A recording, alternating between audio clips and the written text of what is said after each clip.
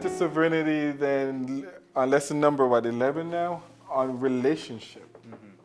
And why is that important to a disciple? There's a sequence. There's that quarterly on relationships follows sovereignty. Understanding God's sovereignty definitely helps us when we realize that this sovereign God, this big God who doesn't need us, wants us. Right.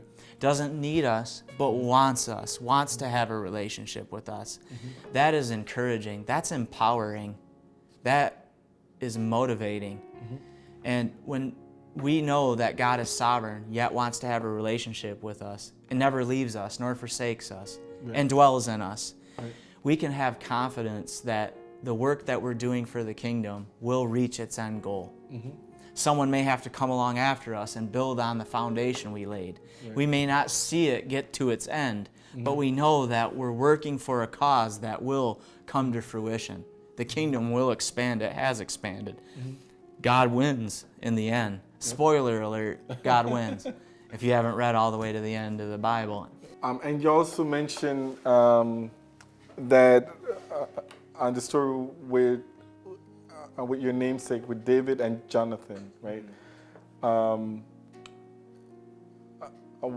Are there any aspects of that story that kind of lends itself to the reason you chose it? Like, is there a key thing? I'm glad you got to the question, because I was talking more about the vertical, which is talked about in that lesson, but that has to carry over to the horizontal. Right.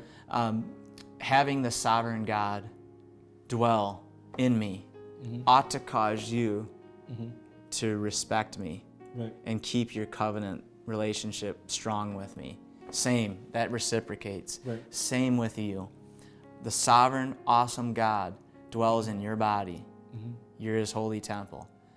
That demands that I give you respect, that I keep my covenant strong with you. David and Jonathan understood that keeping covenant with each other was like keeping covenant with the Lord.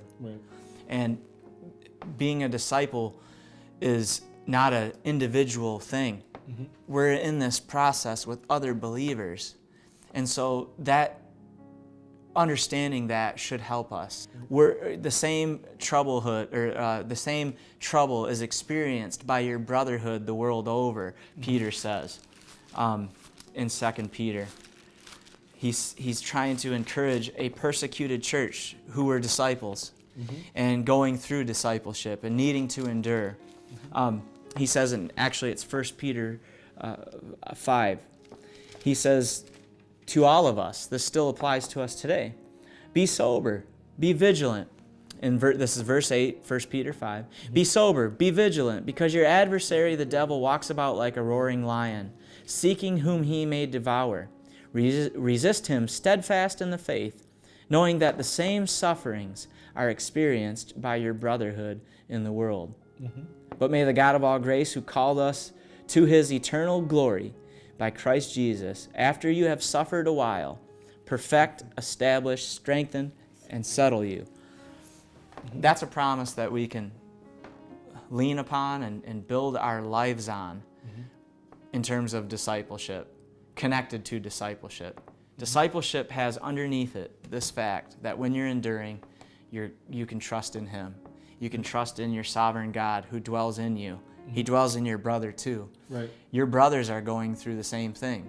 David and Jonathan were going through a thing. And the fact that they were going through the thing brought them closer. It made them more connected. And so relationships inside of discipleship have to be recognized. We have to understand that we're not alone and that we have brothers in the world that are going through the same things. So how come it's so easy to break relationships but hard to make them? Is it because we missed this point that you're saying about relatable, or I think you've answered the question. Are there other things apart from that, or? I think that's one of the main things, and I also just think it's more simple than that. I think it's our flesh. I think that we're being redeemed, and we're not all the way there yet.